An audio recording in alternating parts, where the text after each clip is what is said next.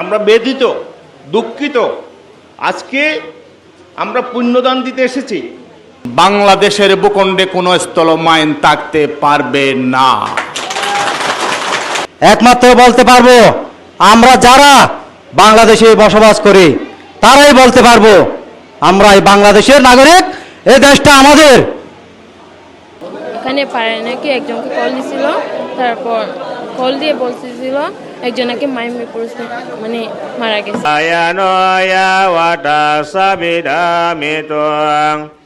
উনি আমাকে খুব সমবেদনা জানিয়েছে, আমাকে বলতেছে হায়দার তুমি ধৈর্য ধরো, এই বিষয়ে আমি যতদূর সহযোগিতা লাগে করব। আগামীকাল আমাদের প্রতিনিধিরা ওখানে যাবে, তাদের সাথে আপনারা যতদূর পরে সহযোগিতা এবং আলোচনা সাপেক্ষে পরামর্শ নিয়ে আসেন।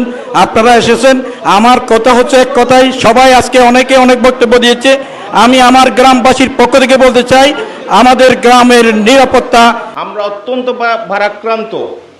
3 জন মানুষ একই পাড়ার, বলতে গেলে একই ঘরের, 50 বছরের নিচে তাদের বয়স, এক গোষ্ঠী এক পরিবার, এইভাবে আক্রান্ত হয়ে মাইন বিস্ফোরণে যে মৃত্যুবরণ করেছেন, এটা আমাদের এই 9 নম্বর ওয়ার্ডের জন্য, 8 নম্বর ওয়ার্ডের জন্য, আমাদের জন্য অত্যন্ত বেদনাবেদুর।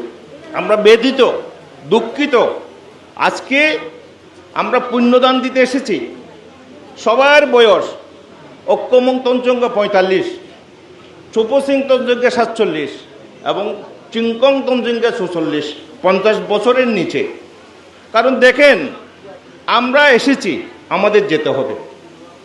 আসার সময় সিরিয়াল আছে, আর কথা বোঝা জাননে, আসার কিন্তু সিরিয়াল আছে, যাওয়ার কিন্তু কোনো সিরিয়াল নাই। সবাইকে কিন্তু আমাদের যেতে হবে, কিন্তু এইভাবে যাওয়া এটা আমাদের জন্য অত্যন্ত বেদনাদায়ক। বাংলাদেশের সীমান্তে কেন স্থল মাইন থাকবে? আমার দেশের সাথে তো মায়ানমারের কোনো যুদ্ধ হয় না, আমার দেশের সাথে তো মায়ানমারের কোনো যুদ্ধ হয় না, তাহলে কেন মাইন থাকবে এখানে? আমরা প্রতিবাদ করছি অত্যন্ত শান্তিপ্রিয়ভাবে। আমরা সরকারকে সহযোগিতা করতে চাই, সরকারের পাশেও থাকতে চাই। আমরা সরকারকে অনুরোধ করতে চাই, মাননীয় স্বরাষ্ট্রমন্ত্রী, আপনি নির্দেশ দেবেন বাংলাদেশের ভূখণ্ডে কোনো স্থল মাইন থাকতে পারবে না।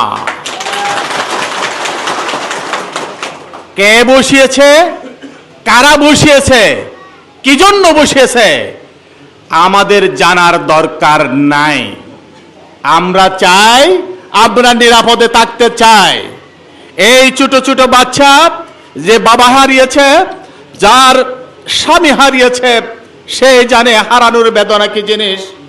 এই একজনের 2 সন্তান, একজনের 3 সন্তান, আরেকজনেরও 3 সন্তান। আমরা সবাই বাড়িতে ফিরে যাব, যার যার বাবার কাছে থেকে সে কথা বলতে পারবে, কিন্তু সারা কি পারবে? আর তাদের সেই সুযোগ নেই।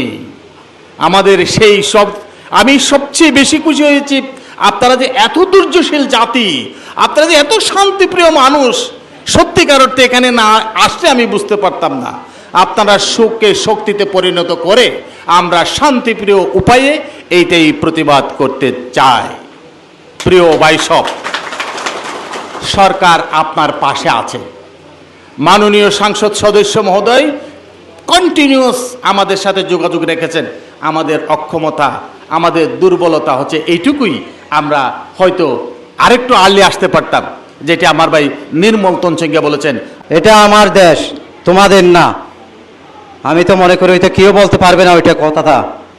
একমাত্র বলতে পারবো আমরা যারা বাংলাদেশে বসবাস করি তারাই বলতে পারবো আমরা এই বাংলাদেশের নাগরিক, এই দেশটা আমাদের। তাহলে আমরা বাংলাদেশের থেকে আমরা যদি নিরাপত্তা না পাই, আমরা কি বাংলাদেশের লোক হলাম নাকি বিদেশের লোক? বিগত কয়েক বছর যাবৎ দেখা যাচ্ছে এই রোহিঙ্গাদের কারণে আমাদের আদিবাসী, চাকমা বলেন, মুসলিম বলেন, হিন্দু বলেন, বড়ুয়া বলেন, পাহাড়ি লোক পাহাড়ে যাচ্ছে, ওদের খেতে খাওয়া, ওদের কাজকর্ম, ওদের বাগান সব তো পাহাড়েই, সীমান্তের ঘেরা বাংলাদেশ আর মায়ানমার। ওই সীমান্তটা রক্ষা করতেছে কাদের, কারা দায়িত্ব আছে?